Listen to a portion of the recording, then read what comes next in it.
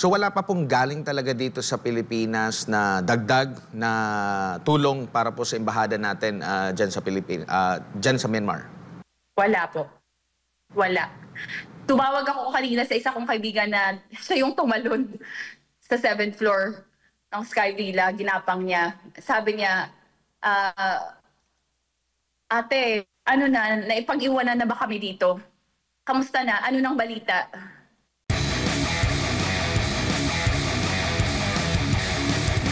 Ma'am, maaari niyo po bang mabalikan po yung mismong araw ng mismong pagtama ng malakas na lindol, kung ano po yung mga naging ganap po? Kasi kung di ako nagkakamali, ano ito during weekdays po ito nangyari po, Ma'am Doxa. Opo, the day before the incident po, it was a national holiday. So, Thursday, it was a national holiday. So we were all actually saying na, uy, sana holiday na rin ngayon, no? Sana dinerecho na nila. Not knowing that it actually saved our lives, at least for us. So we're still grateful na may pasok kami that day kasi not knowing that at 12:50 a.m. ay magkakalindol na po pala. And it was an earthquake like no other. I never experienced, I mean, I have experienced earthquake po from the Philippines, dito din sa Myanmar last like 2022, but not like this. This was a miracle. I am grateful that the Lord had saved me, and this is another life for me. Opo. And during sa araw po na yun, ma'am, meron po ba kayong parang mga narinig, dumadagundong ba? Kasi napakalakas po nun, 7.7, nandiyan po sa inyong pong bansa, kung saan kayo naroroon ngayon. Diyan po talaga naging sentro. Gaano po, maaari niyo pong i-describe yung mga sandali pong yun, ma'am. And diretso ba, dumapa lahat ng mga gusali sa paligid po? Actually po, yung school po namin, may klase po kami nung time na yon. So when the incident happened, ako po kasi hypervigilant ako. So pag shake ng isang shake, sumigaw na ako ng under the table. So lahat, kasi we have earthquake drills sa Opo, nakalikas po kami ng mahinahon. At least kasi po, marami kaming, like, our school was very adamant on doing a lot of drills, fire drills, earthquake drills. So on an instant, everything like, hindi ko na po, there was rumbling and then shaking, things falling down. You can't really think of a lot of things during that time, but you can only think of, you have to evacuate the vicinity of the building para mailabas mo lahat ng mga bata, because you have to, as a teacher, you have to take them out. That's your responsibility. So you don't even have time to think about yourself during that time. Opo. Ma'am, curious na po ako, elementary po or high school lang yung tinuturuan po ninyo? Secondary po. I'm teaching secondary students. Opo. Ma'am, nung mga lumikas po kayo, or bago pa man ito, ma'am, meron na po ba kayong mga na-experience dyan sa Myanmar? Ilang taon na po pala kayo dyan sa, ma'am, sa Myanmar? 3 taon po. Early in 2022, there was also a strong earthquake. I was already living, nakatira na po ako noon sa Sky Villa during that time. And I live on the 10th floor. So I have experienced the earthquake then. It was also strong, but not knowing, taga Sky Villa din po kasi ako, yung Mandalay, doon po sa nagumuhong building mismo, taga doon din po ako. Wala din po akong natira kahit isa. Wala po. Opo. Yung mga, after nung incident, ma'am, ano po agad yung inyo pong inisip maliban dun sa paglagay sa mga estudyante nyo po sa ligtas? During that time ba, meron din kayong mga kasamang mga Pilipino na mga guro? Agad ba kayo tipon-tipon or nag-contact sa iyong mga kakilalang mga Pinoy din?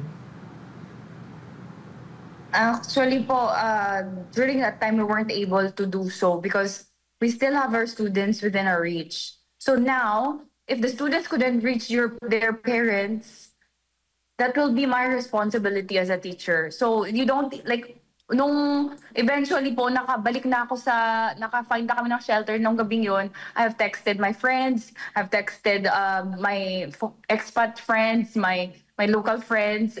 I checked them, I told them that I'm okay. Kasi po, actually pahirapan din po yung signal kasi buti nga na lang po, may pa rin kami, may reception pa rin kami ng signal. Opo, ma'am. Ma'am, yung sa mga sinasabing hanggang ngayon ay hindi pa nakita ng mga Pilipino, hanggang sa kasalukuyan patuloy pa rin po silang pinaghahanap. And meron po ba kayong doon? Kumbaga, magkakilala po ba kayo doon sa mga na-declare na nawawala pa? Actually po, yung mag-asawa po, si Edsel tsaka si Alexis, they live the floor under my unit. I live on 105. The couple they live under my unit po. So, I know them by name, but I don't know them personally po.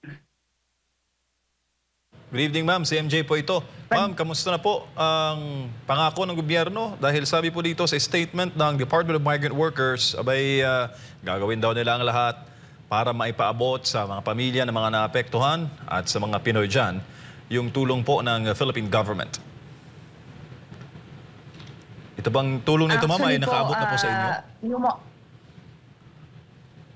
Actually po ngayon, kung pag-uusapan po natin yung funds na sinasabi nila, hanggang ngayon po, wala pa pong natatanggap ang aming mga kabayan dito. They have improved it. At least they have improved for relocation, but then they have to relocate at their own convenient time.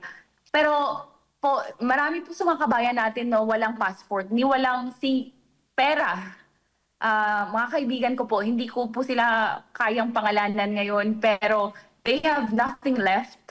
So ang mga kawani po ng gobyerno, they want these people to have police clearance, police report, and so that they can travel. Kasi nga po, they don't have their passports.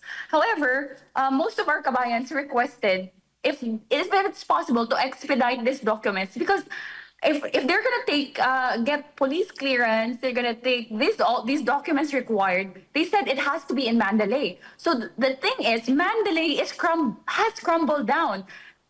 So these people, the police or anyone in the government, from the local government, could not provide these documents because they're busy as well doing their things for their people. So our kabayans are requesting if our embassy can actually expedite these papers for them to actually leave.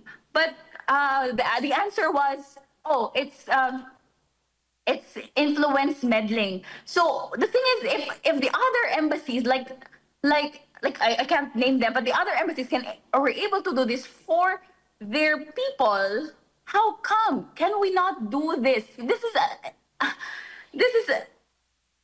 emergency na to. Yung mga kaibigan ko po, wala silang documents. They want to be in Yangon, but they can't. Ma'am, wala pa po bang nabuo na all-in-one communication, so yung strategic communications between the government sa inyo? Meron ba kayong mga group chat para mas mabilis ang pagkascade ng mga impormasyon? Kami pong mga Pinoy, we have a group chat. But every time we include them, they don't want to be included in the group chat. Nako. Actually po, of all the people, I don't even want to do this interview, but to speak for my friends, I am doing this. Opo, ma'am, kasi malinaw po sa sinabi ni Secretary Cakdac na, and I quote, part of their assistance includes providing them, you, and all of kabayans there with financial help at this stage.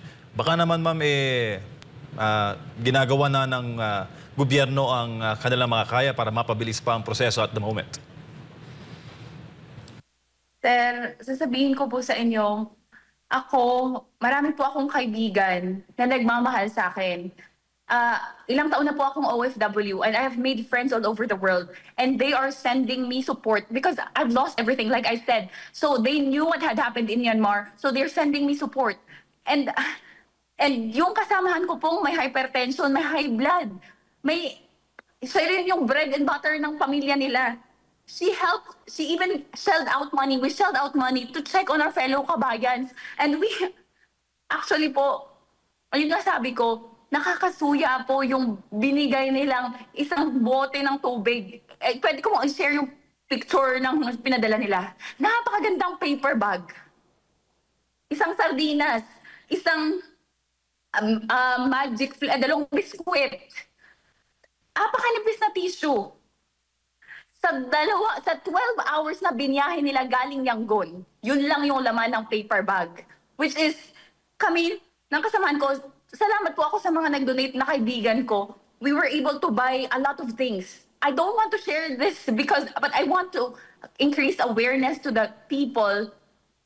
There's a lot of mosquito. You might not die from earthquake, but you might die from dengue fever, malaria, or whatever. There's lack in clean water already. So there's just so many things. Vitamins we have provided for them. I couldn't even imagine. It's just the grace of God that I can still be able to sell out after all that had happened to me as well. Ma'am, yung po bang mga kabayan natin na missing pa rin hanggang ngayon, in your personal knowledge at mga balita dyan sa Myanmar, sila ba ay natagpuan na ng mga otoridad? According po, I have an informant, a very trusted friend.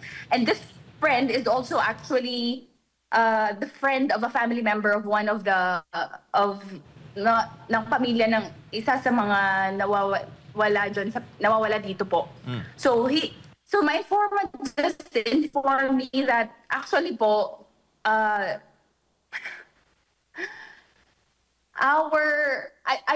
hope and pray that if they will relay an information and disclose something and if they're trying to console the family, just say what is happening here. Kasi po, yung nandito ngayon, ang hinahanap po nating mga Pilipino ay nasa Sky Villa, nasa Mandalay. So if you have told that the family that the rescue team, the rescue operation team of the Philippine government is in Mandalay, no, they're not in Mandalay. Opo. Ma'am, maitanong ko lang po, before pa itong nangyari na lindol, kamusta po yung pag-cater ng Embahada ng Pilipinas sa mga needs nyo po ng mga OFW? Kasi sinasabing nasa at least 2,000 yung mga OFW po dyan po, ma'am. Naging maaga po ba? Regular ba yung kanilang pangungumusta? And at the same time, yung mga Pilipino po ba welcome na welcome pag pumupunta doon sa embahada para sa mga needed nila? Kasi nabanggit nyo po, meron din palang mga walang mga passport. So pag pumunta ba doon sa embahada at makikiusap or para ma-process po, welcome po ba? Bago pa itong insidente po, ma'am? Well, they would process things for us, expedite. We have to pay for our documents. That's also one thing. Kasi po, most of my friends have asked, are we still going to pay for this? For the expedition of expediting our documents? What's going to happen? And everything was baseless answers. Indefinite answers. So, and in times like this, the only person or the only people we can rely on is on each other. Fellow kabayans lang po, we are the ones just relying on each other. Actually po yung question kanina ni Sir, tungkol dun sa mga nawawala, actually po, kilala po din ng mga kawani ng ating pamahalaan, yung informant ko. Opo, so kumbaga parang hindi sila ganun kaagap even before pa nito mga paglindol sa pagtiyak ng kapakanan, welfare ng ating mga OFW dyan sa Myanmar? I think they came on the 5th day. They arrived in Mandalay on the 5th day of the incident. So the following day, like I said po, wala po kaming tulog, sir. Every time may aftershock. Alam niyo po yung nakatingin ka lagi sa ceiling because there's aftershock, lalabas na naman kayo. So we're hypervigilant. We don't even have sleep. But it's just a supernatural strength that God gave me and my friends to just even one of my friends, like if she's an expat, she's Indonesian, but she also helped packing this. She has 2 children, but she left her children to help me pack for our kabayans. Opo. Ma'am, ilang beses po kayong kinontak or sa mga kakilala niyo pong mga Pilipino, ilang beses po kayong pinuntahan at kinamusta ng mga taga-embahada po? Well, currently, may 2 pong representative doon ngayon. Actually, they were hoping to leave. They were just hoping to stay one day. But then, it escalated somehow. Kaya nga po sabi ko nung isang araw in-interview po ako sa isa ding national TV. But then I was so pissed off because they have deleted the video. They have interviewed me. I don't think they liked what I said and what I'm saying right now, and they have erased everything. It's on my page. At salamat na lang sa friend ko na dinokumento niya at binidyo niya yung video na yon. Opo, parang sa government station po ata yun na, ma'am. Pero yung nabanggit po ninyo na nangumusta po sa inyo, sila po ba ay galing dito sa Pilipinas or dyan sa sentro po Hindi ng... po. Dito lang po sila sa Yangon. Opo. So wala pang... Dito lang po sila sa embahada ng Yangon galing. So wala pa pong galing talaga dito sa Pilipinas na dagdag na tulong para po sa embahada natin dyan sa dyan sa Myanmar? Wala po. Wala. Tumawag ako kanina sa isa kong kaibigan na siya yung tumalon sa 7th floor ng Sky Villa, ginapang niya. Sabi niya, ate,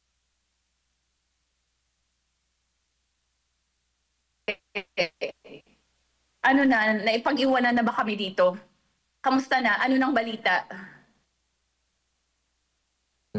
Opo, dahil ang mga balita dito sa Pilipinas, yun lang sinasabi nila na meron pang at least 4 na hindi accounted. Yun lang yung naririnig namin dito. Ang gusto nga namin marinig is yung mismong actual na kalagayan ng mga nakasurvive, no, na mga kababayan natin. Kasi nakita natin, grabe ang pinsala na idinala ng lindol dyan po sa, sa bahagi po ng Myanmar. Now, ngayon po, yung mga kaanak po ninyo, yung mga kaanak na mga kaibigan po ninyo na mga Pilipino, meron din po ba silang pumupunta din po ba sila dito sa gobyerno sa Pilipinas para laging mag-follow up?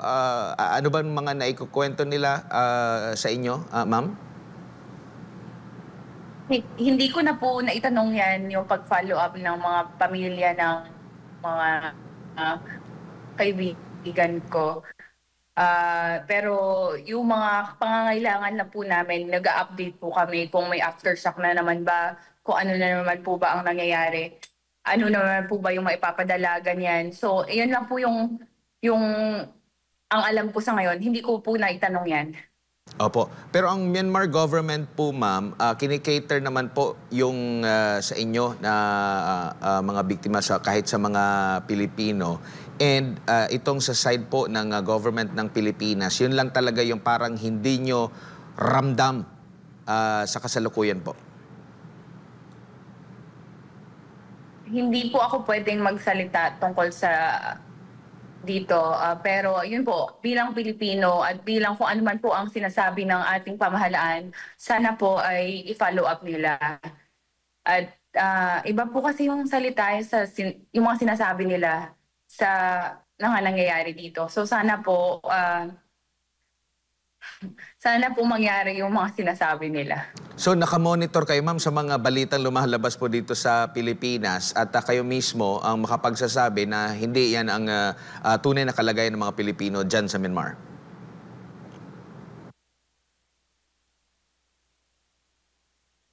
Opo, sir. Truly. Kaya nga po, tinitingnan po namin yung balita araw-araw. Ano nang nangyayari?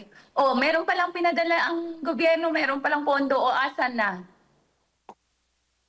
Opo. Ma'am, marami po bang mga nag-decide din na aalis dyan po sa Myanmar? Kasi ang binanggit dito ng government, meron daw isa.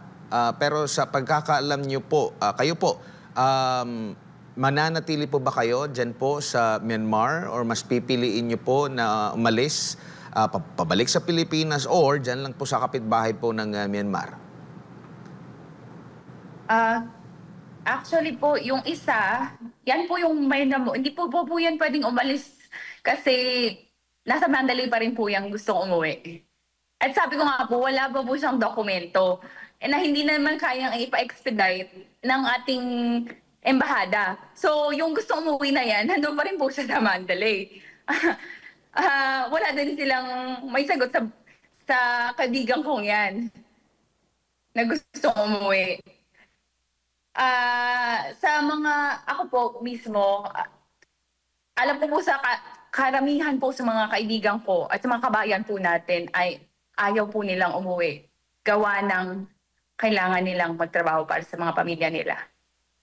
Kailangan nilang isuportahan ang mga pamilya nila. At the end of the day po, pamilya pa rin ang iniisip nila. They're risking their lives to provide for the needs of their families. So, I don't know if they're thinking of safety. At this point, they can't even still think of themselves, but they're still thinking of how can they provide for their families. Ma'am, huli na lang po. Dito po sa Pilipinas ay election season at meron po ng mga programa ang administrasyon para po sa mga overseas Filipino workers. Itinuturing po kayong bagong bayani. Pero sa mga nangyayari po ngayon, ma'am, sa Myanmar, ano po ang mensahe ninyo, ma'am, at panawagan ninyo sa Administrasyong Marcos Jr.?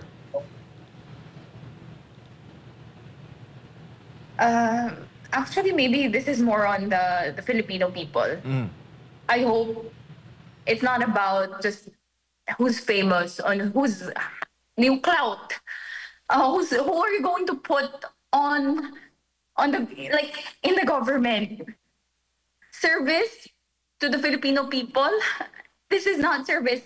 Please, I hope maging matalino po tayo sa pagpili kung sino man ang ilalagay natin. Hindi dahil sa sikat sila or kung ano man. Pero those who are capable, eto po, sinasabi ko last time, kung meron po tayong sa pagtatrabaho po natin, we are looking for NBI clearance. How come we are allowing, as a COMELEC office, I'm calling out po, I'm trying to call this out. If we are trying to ask for NBI clearance, police records, to those who are trying to look for jobs, day-to-day jobs, blue-collar jobs, whatever that is, why don't we, those people with hits on NBI, they have police, they have character, marami po silang kaso. Why are we still putting them? And why are we still voting for them? And that I really hope we become smart people to choose who will be ruling or leading our country. So yan lang po yung panawagan ko. And to our government, I pray, I really pray that you will always speak the truth. Because it's sana po katotohanan, and let's not just leave.